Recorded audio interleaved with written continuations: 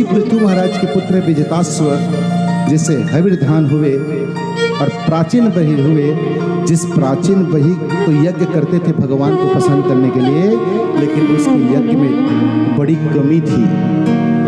यज्ञ करते थे लेकिन पशु बलि देकर यज्ञ करते थे।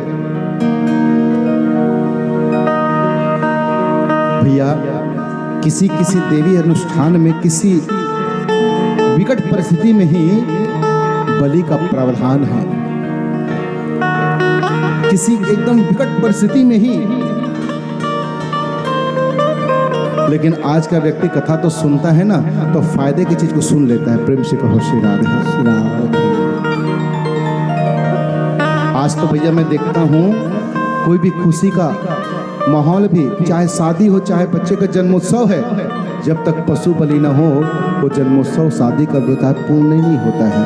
अब ये मुझे बताओ कि किसी जीव ने जन्म लिया, उसकी खुशी तुम जीव को मार कर रहे हो, तो क्या उस जीव जो जन्म जिसकी खुशी मना रहे हो जीवन में खुशी रहेगा? एक को पीड़ा दे रहे हो और एक की खुशी मना रहे हो। ये तो हमारे छत्तीसगढ़ में सबसे ज्यादा है भैया।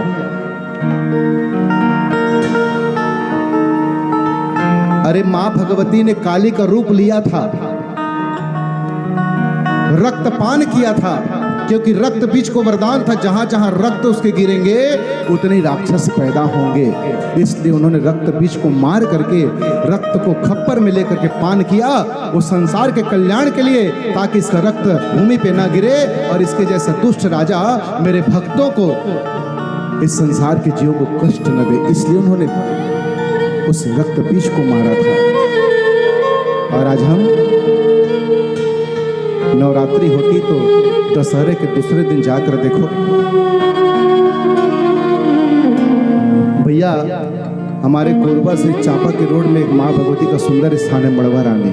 आपने नाम सुना है, गए भी होंगे दर्शन करने। आप नवरात्रि दशहरे के बाद दूसरे दिन जाइए,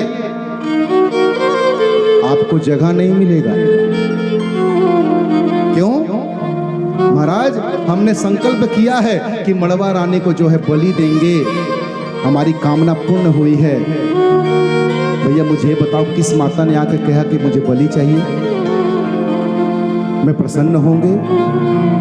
अरे माँ तो माँ होती है, हर जीव पर, चाहे कोई भी जीव हो, चाहे कैसा भी जीव हो, जो जी रहा है उस पर माँ की कृपा ही है। और माँ की कृपा प्राप्त करने के लिए जीव की बलि देना, भैया ये कहाँ का धर्म है प्यारे?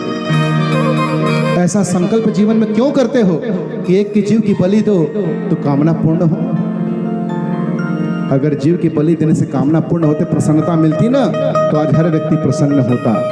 याद रखना, जिस कामना को लेकर आप जीव की बलि दोगे, मैं व्यासपीठ से कहता हूँ वो कामना आपके जीवन में भी पूरी नहीं होगी। प्रेम से कहो श्री राधे। इसलिए बदलो, सोच विचार बदलो।